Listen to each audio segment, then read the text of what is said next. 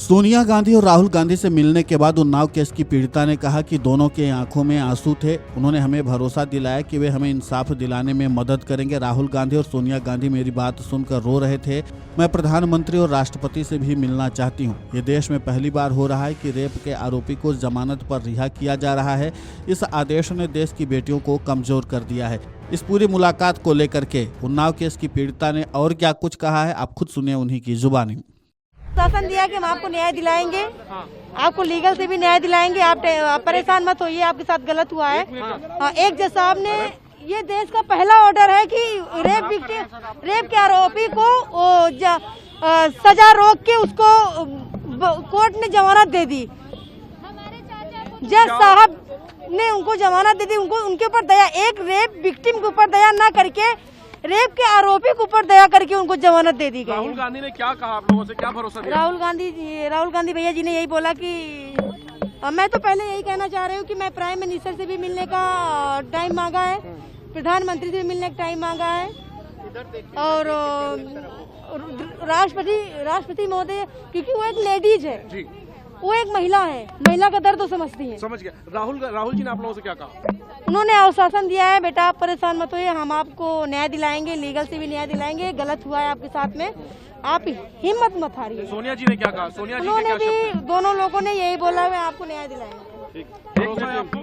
क्या कितनी उम्मीद है कि आपको? मुझे उम्मीद है कि मुझे न्याय दिया जाए और कुलदीप सिंह सेंगर की जमानत खारिज, क्योंकि देश का पहला ऑर्डर है। ऐसे तो देश की सारी बेटियां टूट जाएंगी। मुझे लाइफ टाइम तक जान का खतरा बना हुआ है, सीआरपीएफ के रहते हुए भी खतरा बना हुआ है। वहीं फैसले पर तीखी प्रतिक्रिया देते हुए पीड़िता ने कहा कि उसके परिवार के सदस्यों, वकीलों और गवाहों की सुरक्षा पहले ही हटा ली गई थी और अब सेंगर की सजा निलंबित किए जाने के फैसले ने उनके डर को और भी ज्यादा बढ़ा दिया है। पीड़िता ने कहा कि ऐसे मामलों में अगर आरोपी को जमानत मिल जाती है तो देश की बेटियां सुरक्षित कैसे रहेंगी। हमारे लिए फैसला काल यानी कि मौत से कम नहीं है। पीड़िता ने कहा कि वे दिल्ली हाई कोर्ट के इस फैसले को सुप्रीम कोर्ट में चुनौती देंगी। पीड़िता ने दुख जताते हुए कहा कि जिनके पास पैसा होता है वे जीतते हैं और जिनके पास पैसा नहीं होता वे हार जाते हैं।